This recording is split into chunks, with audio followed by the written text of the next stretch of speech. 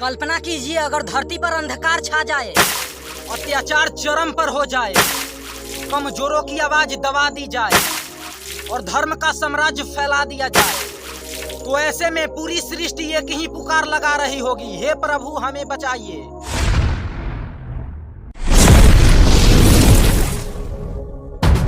और फिर भाद्रपद माह की कृष्ण पक्ष की अष्टमी की आधी रात को मथुरा के कारागारों में एक दिव्य प्रकाश फैलता है और देव की वसुदेव की गोद में जन्म लेते हैं। इसके बाद श्री कृष्ण कहते हैं कि यह सिर्फ जन्म नहीं था, यह धर्म और सत्य की वापसी का आरंभ था। तो साथियों, कृष्ण जन्माष्टमी सिर्फ भगवान का जन्मदिन नहीं है, यह उस क्षण की याद है जब ईश्वर ने साबित किए हैं कि जब अन्याय बढ़ता है तो सत्य खुद चलकर आता है।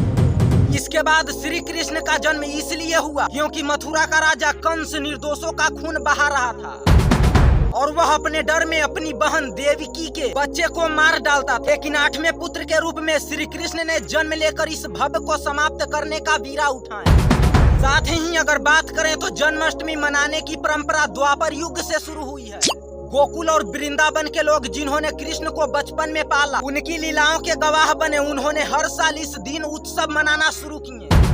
तब से लेकर आज तक हर पीढ़ी इसे आगे बढ़ाया। पहले यह भजन, व्रत और कथा के रूप में मनाया जाता था, लेकिन अब यह भारत से लेकर पूरी दुनिया में धूमधाम से मनाया जाता है। साथ ही अगर बात करें तो इतिहास के अनुसार पहली बार जन्माष्टमी गोकुल वासियों ने मनाई थी, क्योंकि वे कृष्ण के चमत्कारों को रोज देखते थे।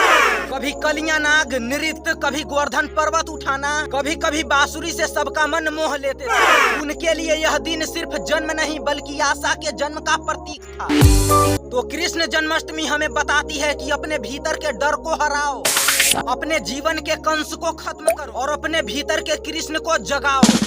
तो साथियों, कृष्ण का जन्म सिर्फ मथुरा में नहीं हुआ था, वह हर उस दिल में जन्म लेते हैं जो सच्चाई के लिए खड़ा होता है। और जब जब तुम्हारी जिंदगी में अंधेरा होगा, जब जब अन्याय और मुश्किल तुम्हें तोड़ने लगेगी, तो समझ लेना तुम्हारे भीतर एक कृष्ण जन्म लेने वाले हैं। कभी एक सच्चे दोस्त बनकर, कभी एक मार्गदर्शक बनकर और कभी तुम्हारे अपने विश्वास के रूप में तुम्हारे साथ खड़े रहेंगे। तो इस जन्माष्टमी सिर्फ दीपक मंदिर में मत जलाइए, अपने दिल में भी जलाइए ताकि अंधेरा खत्म हो और तुम्हारे जीवन में भी भगवान कृष्ण का जन्म हो। तो याद रखो, कंस कितना भी शक्तिशाली क्यों न हो, कृष्ण का जन्म अवश्य होता है और सत्य की जीत निश्चित है।